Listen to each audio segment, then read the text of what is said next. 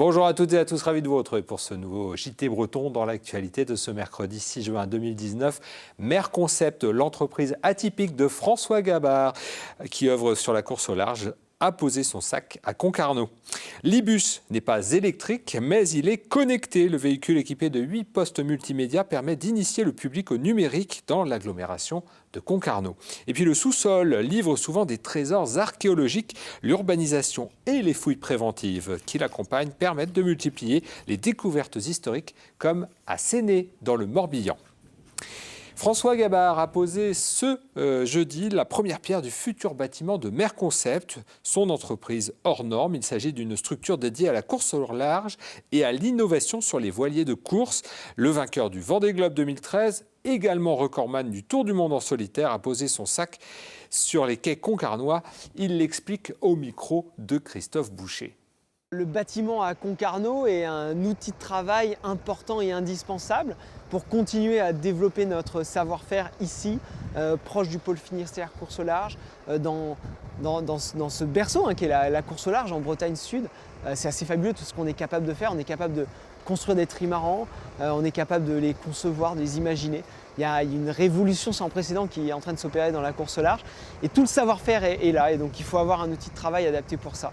Et j'ai une équipe assez extraordinaire autour de moi. J'ai l'ambition de leur fournir un outil de travail pour être capable de continuer à innover, à imaginer, à inventer quelque part la voile de demain. Tout de suite, l'information en images et dans le 5 Info, préparé aujourd'hui par Tom Gagnon avec les rédactions du Télégramme. La tempête Miguel approche. En Bretagne, des rafales à plus de 50 nœuds sont attendues, en particulier dans le Morbihan, et de nombreux bateaux de pêche côtière ont décidé de retarder à samedi leur départ en mer.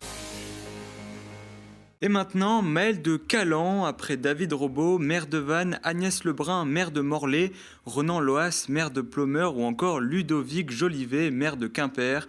C'est cette fois le chef de file de la droite au conseil départemental du Finistère qui quitte les Républicains. Une décision prise dans la foulée de celle de Valérie Pécresse, présidente de l'Île-de-France dont il est proche. Ramasser les algues vertes en mer avant qu'elles ne s'échouent sur les plages, c'est la nouvelle piste de lutte promue notamment par Mickaël Cosson, maire d'Illion en baie de Saint-Brieuc. Il pointe les difficultés à accéder à certaines plages une fois les algues arrivées. D'importants échouements ont déjà eu lieu cette année dans la baie. Les chiffres de l'INSEE pour l'économie bretonne en 2018 sont tombés et ils sont bons. Côté activité des entreprises, tout d'abord avec des chiffres d'affaires en hausse, notamment dans les services marchands, plus 4,1% et la construction, plus 3,4%. Côté création d'entreprises, ensuite 23 000, soit 17,9% de plus qu'en 2017. Et donc côté emploi, enfin avec 12 000 emplois créés, plus 0,4 par rapport à la moyenne nationale, pour un taux de chômage de 7,2% de la population active, le plus faible de France et le plus bas depuis 2009. C'est une rumeur qui affole le monde du cyclisme. Le Colombien Nairo Quintana serait tout près de rejoindre l'équipe bretonne Arkea Samsic. On parle d'un contrat à 2,5 millions d'euros annuels.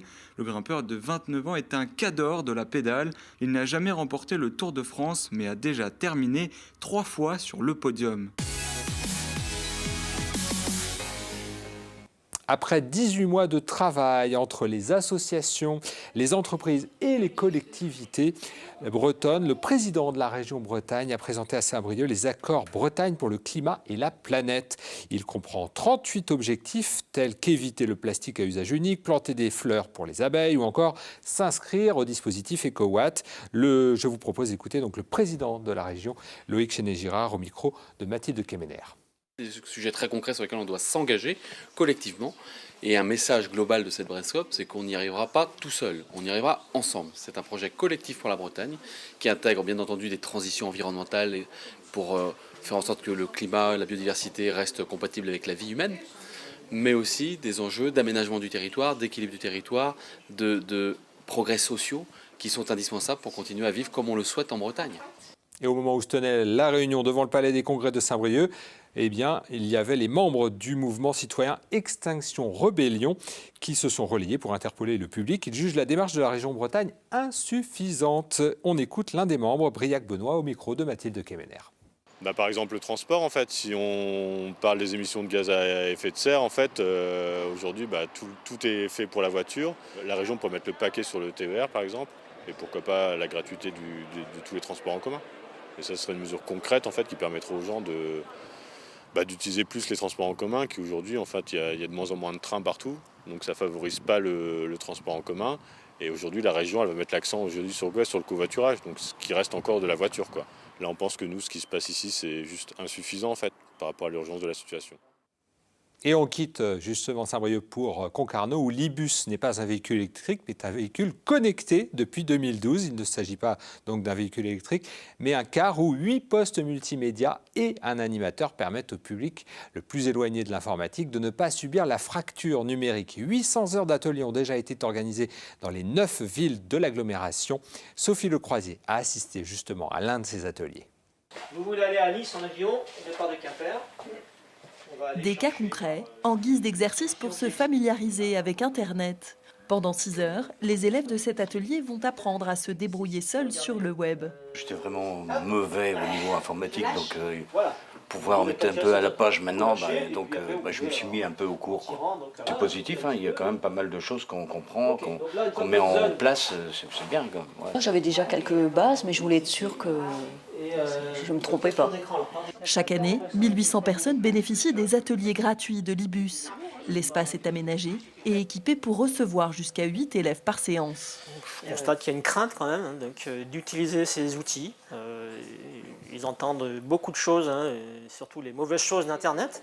Et c'est surtout ça qui les inquiète. Donc on a énormément de questions sur les arnaques, sur qu'est-ce qu'on risque sur Internet. Ils voient plutôt le mauvais côté plutôt que le bon côté d'Internet.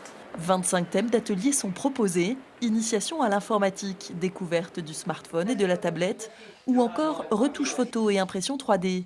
Enfin, un atelier nommé Coup de pouce propose un accompagnement personnalisé. C'est les démarches administratives par rapport à la dématérialisation depuis quelques années, que ce soit autour des impôts, de la CAF et autres. C'est vrai que les personnes ont de plus en plus besoin d'utiliser l'outil informatique. Autre mission de l'e-bus, la prévention auprès des jeunes. L'équipe va donc à la rencontre de collégiens de Concarneau, Cornouailles agglomération dans le but de les sensibiliser aux mauvaises pratiques d'Internet, comme le cyberharcèlement ou les fake news. 22 500, c'est le nombre de sites archéologiques connus en Bretagne, mais il en existe encore de nombreux qui n'ont pas été mis à jour.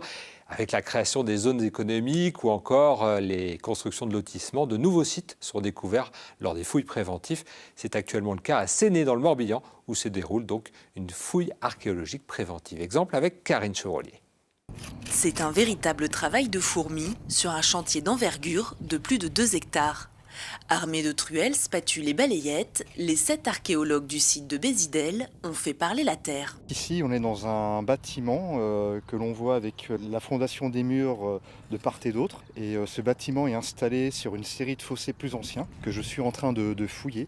Et donc, j'ai trouvé de la céramique, des objets en fer, de la brique, des éléments de murs brûlés et quelques fragments d'os calcinés. Autant de vestiges, témoins d'une importante occupation gallo-romaine. Nous sommes à seulement 2 km de Darioritum, connu aujourd'hui sous le nom de Vannes. Mais il est encore trop tôt pour déterminer le rôle tenu par ce site. En fait, c'est comme une enquête policière. On travaille sur des indices, des traces au sol. On a des objets et à partir de tous ces éléments-là, on essaye de comprendre comment les habitants géraient les espaces à l'époque romaine. Et il y a une forte densité de bâtiments. Donc on se pose la question de savoir si on n'est pas sur une occupation du type habitat groupé, donc petit village peut-être, ou alors une ferme importante. Pour l'instant, on n'a pas beaucoup d'éléments d'information. Une voie gallo-romaine et d'autres sites archéologiques à proximité ont motivé les fouilles sur ce terrain avant que la construction d'un lotissement ne débute en août prochain. Quels que soient les aménagements, les services de l'État sont habilités à prescrire un diagnostic puis éventuellement une fouille en fonction de la nature des découvertes. Ici, ça a été le cas. On a eu à faire une fouille. Donc la fouille archéologique, c'est une forme de conservation du patrimoine archéologique par l'étude. Le chantier de fouille va durer 3 mois. 2 ans d'exploitation scientifique seront ensuite nécessaires pour interpréter en laboratoire les données recueillies sur le terrain. Pour savoir où on parle breton et mieux faire des affaires en breton, l'association Mineredar Brezhoneg va lancer une application. STAL, c'est son nom, permettra de recenser les professionnels bretonnants et les lieux où le service est assuré par des britophones. Tara Lagout nous en dit plus. Alies e vez klevet brezhoneg en Tirnanog e Brest. En em voda areon lot deus brezhonegerin ar vro eno evit eskem eno yez. Pouellek eo neue evidant davarn Brestat be a enskrivet var stal pig bezedach, ul lerien, hag un arload neve, hag a genik stalioù pe embregerechou tom ouz ar brezhoneg, ar pal eo lakaat da glevet ar yez, muioc'h c'hoaz e buez an dud. E pat pell o vont en Tirnanog e komzen galek gant an dud amañ o labourat, hag ne ouezen ket e veze komzet brezhoneg ganto, hag d'or mare meus klevet, setu e oa unan o komz brezhoneg, ar pez vefe dreist eo kaout, setu a l'erienze e l'er ma vot tu ne doare simtre kaout e pler ve komzet brezhoneg gant an dud. Un abeg dreist eo evit ar renti e met tangi, rener an davarn. An dud eus Brest hag a gomz brezhoneg a war tu koze al brezhoneg en Tirnanog evit ar real marteze tu da zeus l'er youal eg e Brest madeo evido da gouzout peler ez tu koze al brezhoneg e Brest. Hervezen en klas grit gant ar anvro var lene, ouz pen triugent-dregant eus ar vretounet o diferoant da velet, pe da glevet, muioc'h a vrezhoneg, pa vefen brezhoneger, peget. Dam zonj din eo un dravad, evit monet da rampret gant tud, a gomz brezhoneg. Moi, bevan tomik muioc'h e brezhoneg, labour-a-ran, nemeus ket kalzamzer evit klask dud, touze, et setu, e plej an arload zo kolektrek. Ouz pen an Tirnanog a zo war a lerien, ar grafour deus plougastel krank du a zo enskrivediye, labourad a ra war a reenti, hag un dravad evo hervezan evit krouiñ ar rouedat evit e labour. Ran meus chikour embregerezioù ar vro da vez a gwelet, dre ar yez neue gant ar servij evel stal pig bezedaj, un dra dreiz a fesan. Ur c'hef skoazel a zo begret gant stal pig bezedaj war a lerien ken go, tu zo deoc'h chikouranio betek an un an varnugen a viz even.